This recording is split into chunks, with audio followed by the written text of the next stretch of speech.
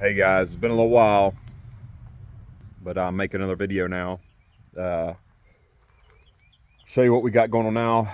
Last thing we were working on was a, I don't know if y'all remember, it was the Challenger. We had a E-body Challenger. I will clip it in here.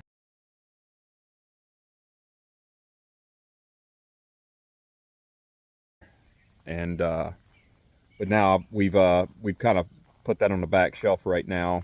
Got a little bit more to do on it. It needs engine wired, a couple other things. But I've actually picked up something else kind of exciting we're going to be working on. I'm going to take y'all along.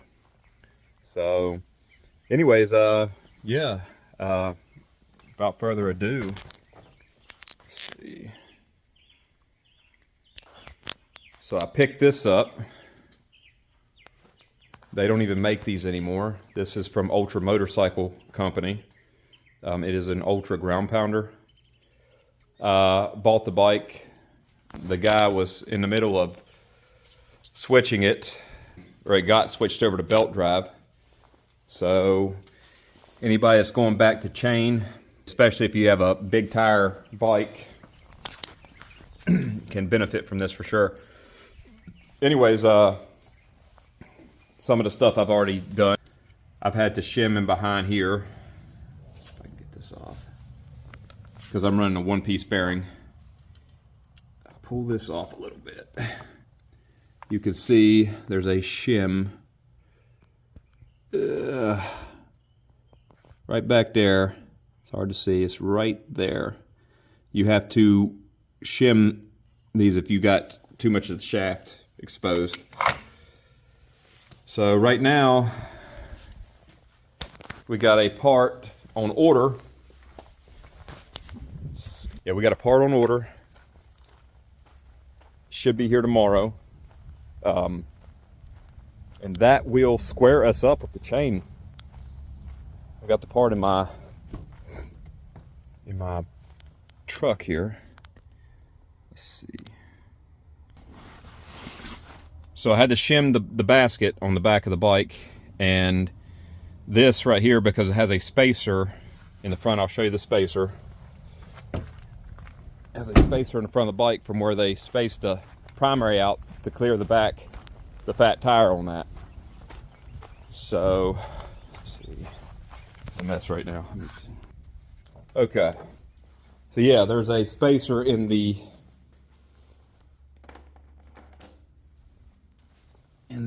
it's got a spacer plate. So I need to actually put a caliper on that, but I've already measured in here with the compensator on. And if you put this in, if I can do this one hand, this is going to be some amazing skill right here. Don't know if it's going to happen. It may not happen. It's going to be, it might happen. Yeah, okay. It happened. All right. I set that in there right there, where it's barely in there, okay? It's just barely in there. I'm looking at it from this, pushing that in there. This is out a little bit too much still. So I push that in there a little bit. Oh, too far. Right about there.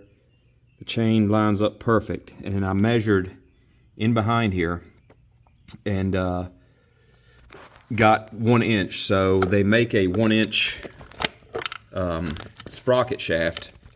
Damn, get out of there. Stop it. Come on. There we go. Put that back in there. Yeah, they make a 1 inch sprocket shaft for this bike, or for Harley Davidson for custom applications. This right here is your sprocket shaft. So this right here is a stock one. The one that I'm getting will be 1 inch. So like I say, it'll be here tomorrow. We will have the primary will be done, and then you'll get to hear this bike run. That is 120 horsepower. So there's more to come for this bike too. Some more things I've got going on besides this is we're switching the exhaust out. we're going with a with sweepers or big radius, whatever you want to call them. So there's the other one. Anybody that has a broken collar on their exhaust pipe, see how the collar's missing? It's like a silhouette of it there. So your flange won't stay on that without that collar on there. So I've got some coming from Vance and Hines. I'll weld that back on there, and then my clip will stay. But yeah, it's coming together. Oh, and also a seat. Yeah, I scored a seat. This bike didn't come with a seat neither. There was a guy, he was pretty local. I looked all over the nation and I found a Ultra seat. So I'm probably going to get it. You guys tell me what you want to see, but I'm probably going to get it reskinned in brown. So, or recovered in brown. So, and I might get the back recovered in brown.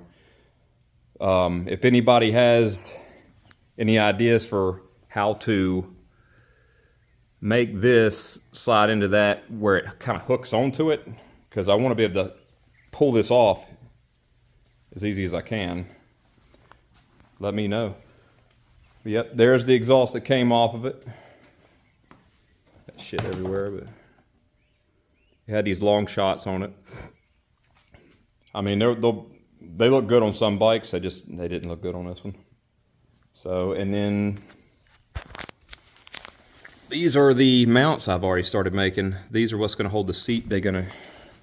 I've got to shine them up and everything. They're still dull looking. So they'll go on here just like this,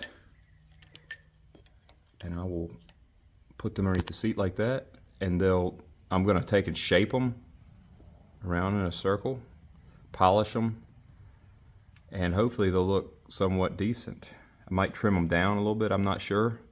They're either going to be pop riveted on there, or they're going to be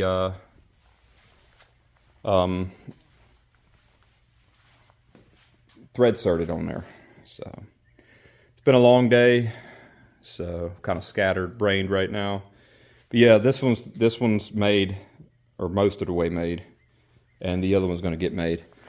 So it'll be done. Yeah, but way more to come on this, so make sure you like, share, and subscribe. And let me know what you think. Alright guys, I lied. Since then, a lot has changed. Let me show you what is going on now. So, I ended up going with a 2-piece bearing. You can see it's got a race in there. The other one was worn out. And we are still going to go with the 1-inch sprocket shaft. I have ridden a bike and came across a couple more problems. This thing got loose on me, and I had medium strength Loctite on it. And you don't have a lot of threads to put back in there. You probably got like that much threads back in there. So you don't want to be torquing down on it. So I got as tight as I feel safe doing it. But yeah, I've got red on it now. Yep. And what else have I got? Oh, you can't see it now. Had to cut my my transmission rod, or my clutch rod. I cut probably maybe 1/8 of an inch out of it. I was not getting on this piece right here. That's literally all the threads I could get into it. You see how there's no threads in this plate? That's got tension on it when you push the clutch.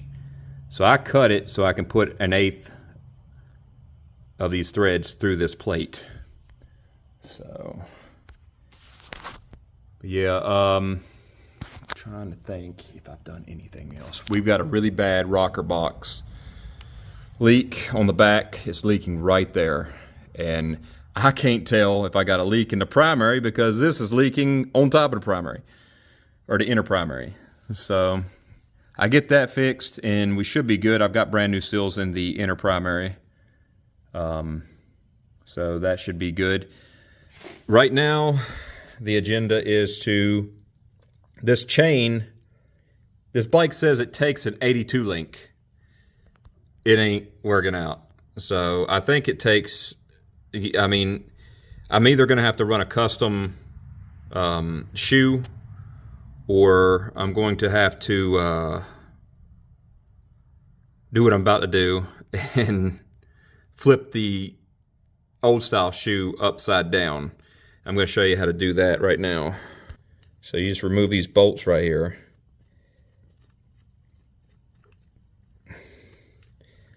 This is not recommended, but it will get you by if you're trying to ride. I'm just trying to do it to stretch my chain out. Hopefully I can film this damn thing. So I'm gonna flip that upside down. It might take me a couple tries to get this right. Pull this out. And flip this like that. Flip that like that. Pull these bolts out.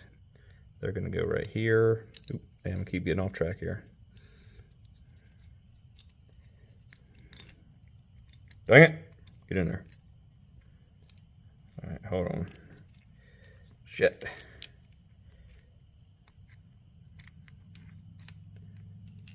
Good Lord. Put that here. Come on. There we go. All right, like that. And then you got to run it through your shoe. If you got, they quit this design in, I think it was 2001. And Baker makes a bigger, they call it a fat shoe. That's probably what I'll be upgrading to. It will work. I think you just got to take your rail out. You may not even have to take your rail out. But it seems to work on, you gotta, none of the auto tensioners work though on the old bike, so.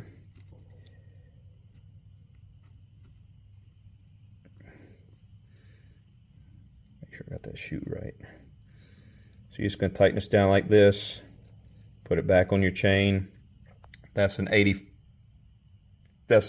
link. You count this and then you just double it because you got a dual chain. But luckily mine, if you get a diamond chain, you get a nice little master link here.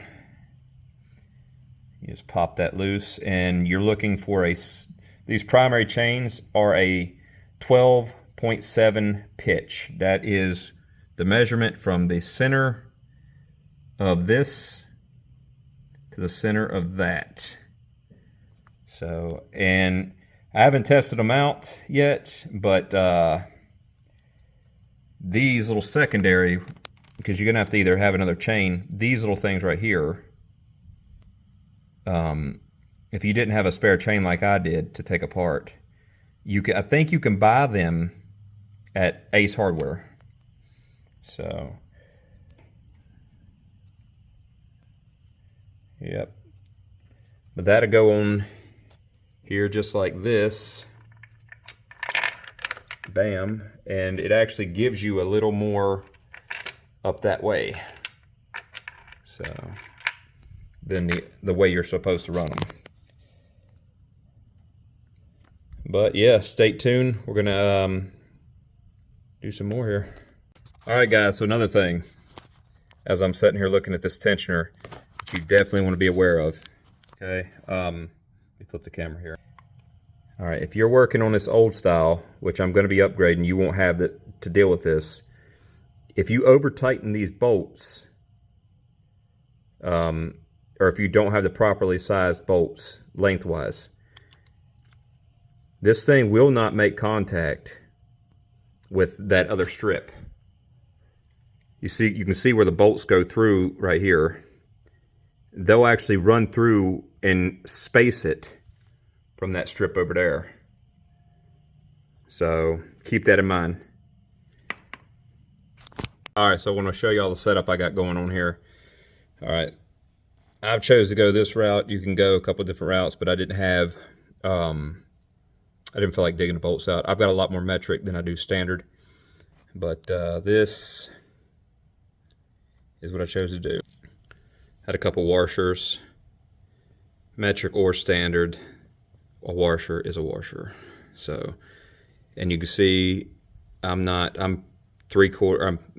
of the way through, but I'm not sticking out the back, which is not going to affect it. If you upgrade to the 2001, I think the 2005, then you didn't have to worry about that. So you can see mine's a little crooked. I'm going to have to fix that though. But next I'll be putting a link in this chain, and then I'll show you when I get it all mounted on there. All right, guys. So what we're doing here is pulling this master link out. So when you pull this out, you got these right here. You don't want to lose that. Okay, put that there. And you'll need 2 of these. And then you'll need a master link with a 12.7 pitch. You're going to want to use them in the middle. I gotta get this off somehow.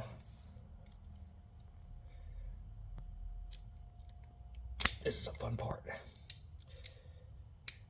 Just do it like that. There we go. Not exactly the way I wanted it to come off, but it came off.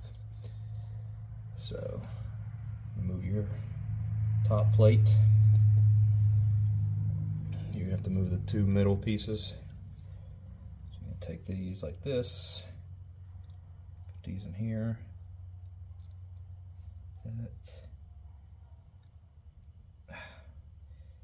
It can be a battle sometimes. Let's see. Daggone it. The first time was easy because this thing was really greased and it made the chain stiff. All right, so now you gotta put these in, bam. And you're gonna run this.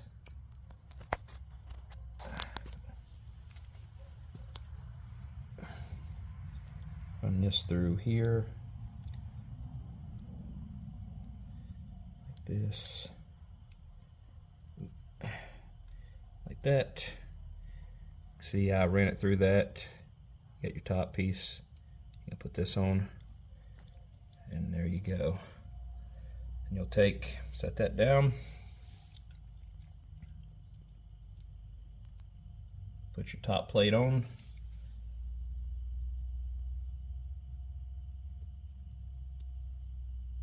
That. Bam. Take this right here. Get it like that.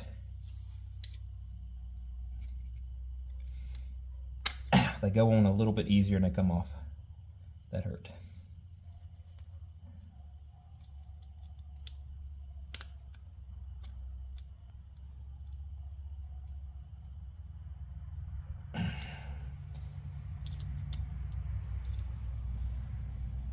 Sometimes.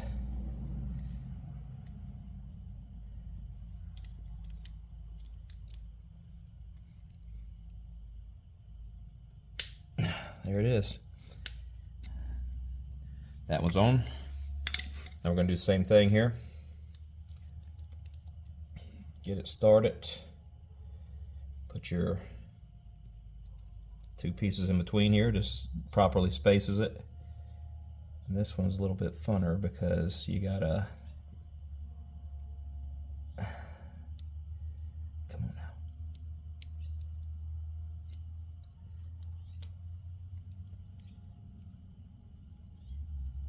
You have this in here. Stop it.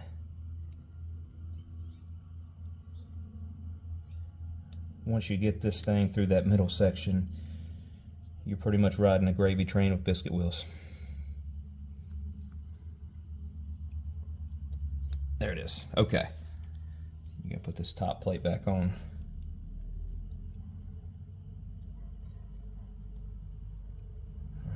this on. That. I've had this one on so many times, it'll probably go right on. That one clicked right on. And make sure you install this chain. Look up here. So the chain's going to go this way. It's going to go that way. So you want to make sure you install these where they're going that way so they don't unclip themselves. That would be very bad. Probably lock your back tire up. All right, we'll be installing the chain next. Okay. All right guys, so that's it installed. When they are saying flip, you can flip the shoe upside down, that's what they're meaning. You, instead of having this up here, you got it down here. You